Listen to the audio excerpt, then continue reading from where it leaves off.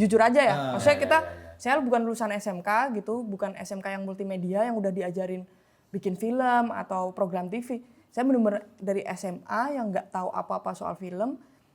Saya belajar film, taunya itu ya filmmaker tuh sutradara gitu kan. Kayak gitu kan. Terus abis itu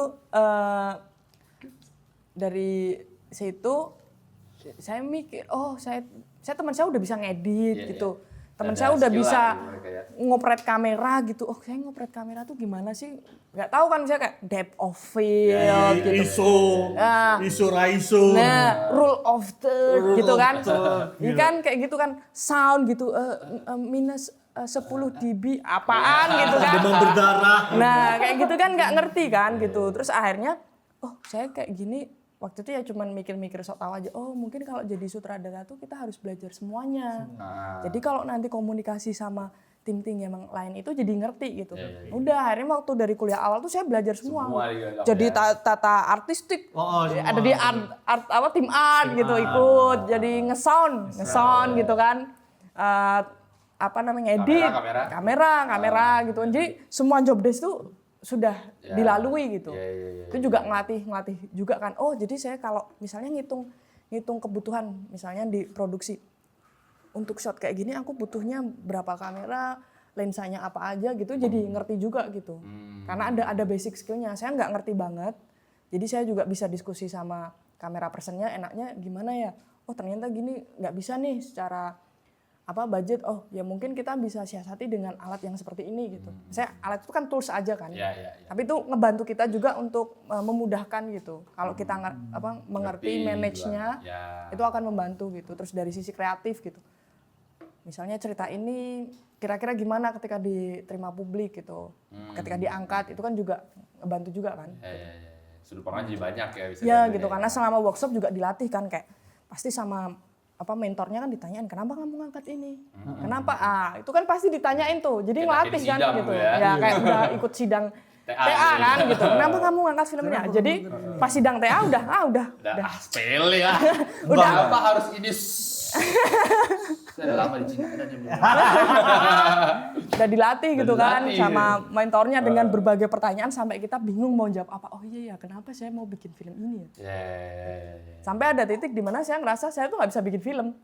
Itu pernah gitu. Gara-gara ditanya itu terus nggak bisa jawab? Iya, karena kayak misalnya kayaknya aku nggak bisa deh. Misalnya ngambil shot nih, jujur nih ya, waktu di Cina ngambil shot gitu, tek. Terus kan ngedit diedit sendiri kan, dilihat footage-nya. Anjir kok footage-nya jelek nih. Karena kita tuh kalau nyari referensi kan film itu yang bagus. Kita nggak pernah nonton film jelek kan. Kita emang ada ya film jelek? Ada. Oke, lanjut. Karena kalau kita nonton film jelek, ini film jelek. Nah, kita akan punya pikiran jangan bikin film kayak gini kan. Minimal kan, misalnya gitu. Kalau kita selalu nonton film bagus, pada saya itu kan sering nontonnya film bagus kan, yang gambarnya bagus. Jadi saya mikir, anjir saya nggak bisa bikin film kan, yang film tuh yang kayak gitu kan. Gitu. Padahal saya masih mahasiswa gitu, proses belajar gitu kan. Jadi udah di sini tuh pikirannya udah harus kayak gini gitu. Akhirnya saya bilang, wah nggak bisa nih. Itu saya 2 hari itu nggak ada progres apapun ngedit. Sampai karena stuck di situ. Kepikiran banget ya. Kepikiran banget. Wah, nggak bisa tidur. Ini gambarnya jelek nih. Ini aduh kok ini kayak gini sih. Wah stres lah. Stres itu. Nervous gitu. Jadi ada momen lah titik-titik seperti itu gitu. Sampai akhirnya dengan berbagai proses gitu, sharing sama teman, gimana kamu ngedit, gimana editingmu Bapak, sharing gitu. Wah, ngobrol sama mentor ya akhirnya bisa terlalui lah. Tapi uniknya itu, apakah kamu ini dalam kacamata sekarang ini dokumenter banget itu, apakah kamu rancang atau itu organik Ani? Maksudnya sekarang ini loh, Anita Reza Zain yang kebentuk sekarang kan sekarang ini banyak ini dokumenter banget nih anaknya nih. Sampai itu kan sampai ke FFD juga kan kamu dulu itu. Karena kan maksudnya kalau di sini kan kita ngelihat tuh orang seringnya di mana kan, karena based on community misalnya kayak gitu kan. Apa kalau ngelihat kamu bikinnya apa, akhirnya itu. Misalnya ngelihat aja mahasiswa gitu, baru nyobain mau nge-art atau nge-sound udah jatuh. Oh ini nih. Ini anak art nih gitu. Legenda ini, legenda. Padahal ternyata dia tuh pengen tahu aja gitu art. Mungkin dia passionnya sound recordist gitu atau animasi kayak teman kita gitu kan.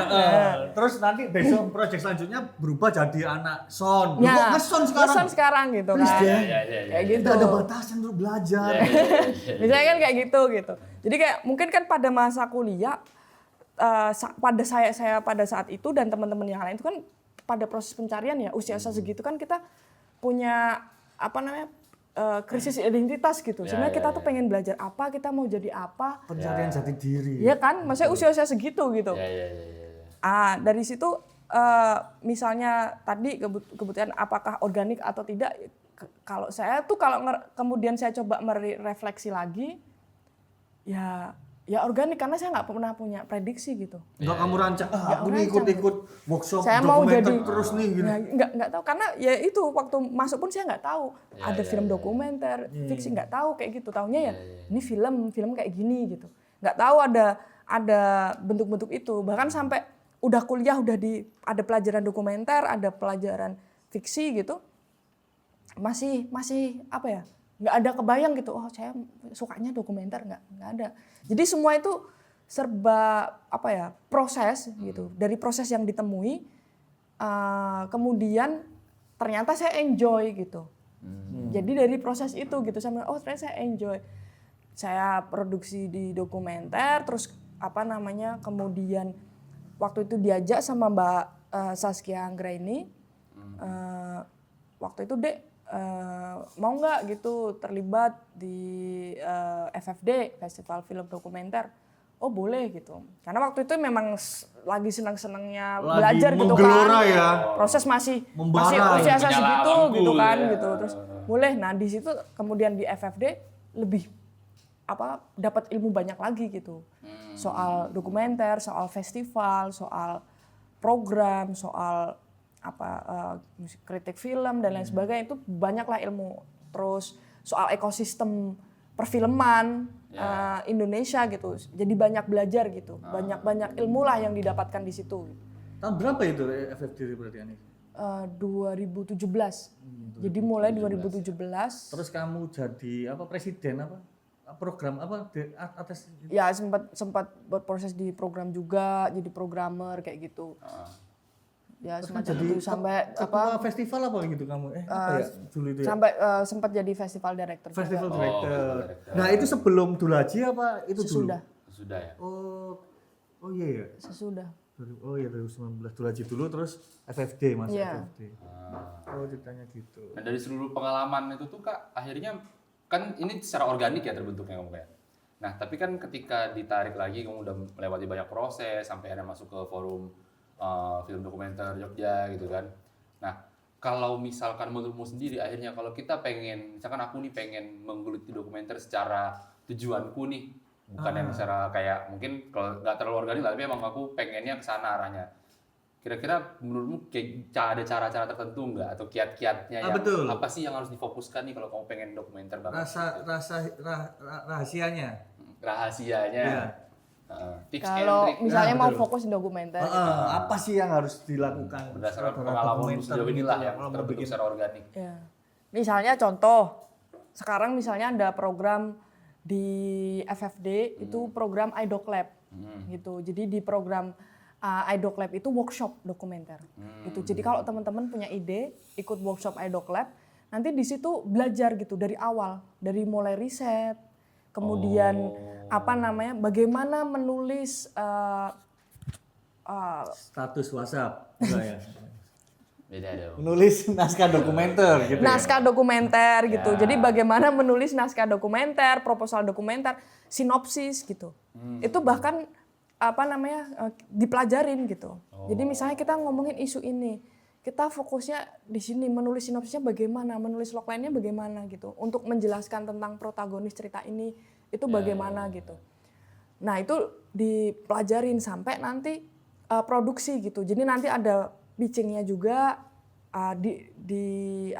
di training juga gimana pitching yang baik gitu. Ada mentornya. Terus ada sutradara dan produser tuh dua-duanya akan ikut workshop gitu. Terus kemudian nanti setelah itu ada produksinya. Nah, di produksinya itu juga belajar produksi gitu. Jadi buat teman-teman yang ingin belajar, salah satunya nih Jan, kita tuh sekarang banyak jalan ya. Dulu kan waktu zamanku mungkin aku nggak tahu apakah ada, aku nggak tahu juga di tahun-tahun itu aku ikut workshop 2017 2018 tuh aku nggak tahu.